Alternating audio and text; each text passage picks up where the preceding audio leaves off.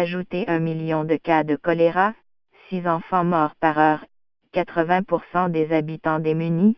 La guerre au Yémen, qui dure depuis 1000 jours, est la pire crise humanitaire au monde, mais elle est largement oubliée, regrettent les ONG, qui appellent au sursaut. Il faut que cela cesse, pour Laïni Suarlin, responsable du Yémen pour l'ONECTID, il est temps d'agir tant la situation empire.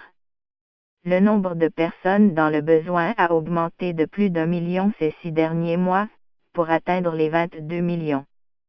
C'est donc plus ou moins 80% de la population qui dépend de l'aide humanitaire pour les soins médicaux, l'eau, la nourriture, souligne-t-elle dans un entretien à l'AFP.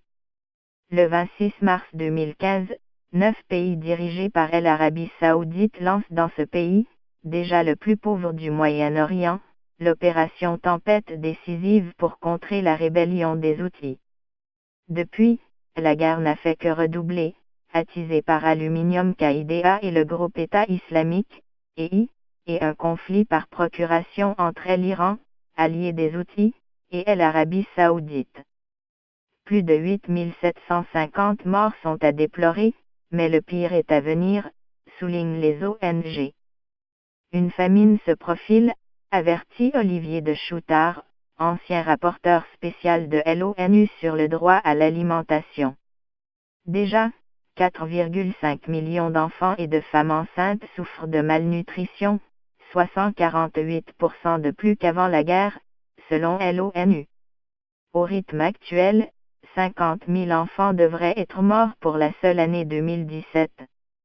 Et cela n'a rien d'une catastrophe naturelle ou d'une conséquence des changements climatiques, souligne M. de Choutard, co-signataire d'un appel mondial à agir d'urgence lancé par 350 personnalités, dont l'actrice française Juliette Binoche, le chanteur britannique Peter Gabriel, la prix Nobel de la paix iranienne Shirin Ebadi. C'est entièrement imputable à des causes politiques des gouvernements irresponsables et des grandes puissances dont l'inaction les renforce dans leur sentiment d'impunité.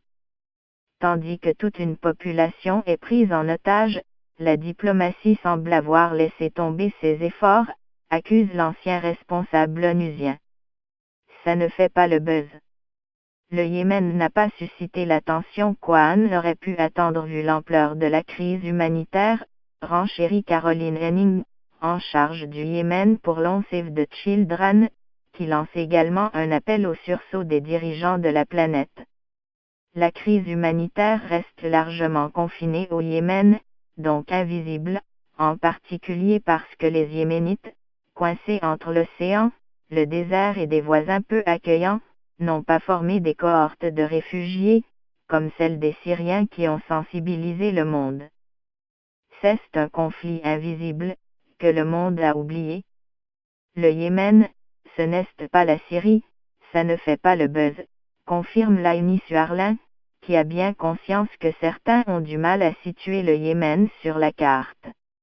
Il faut mettre un terme à tout ça, assène la responsable des ACTED, ONG française, soulignant que l'aide humanitaire seule ne suffira pas sage.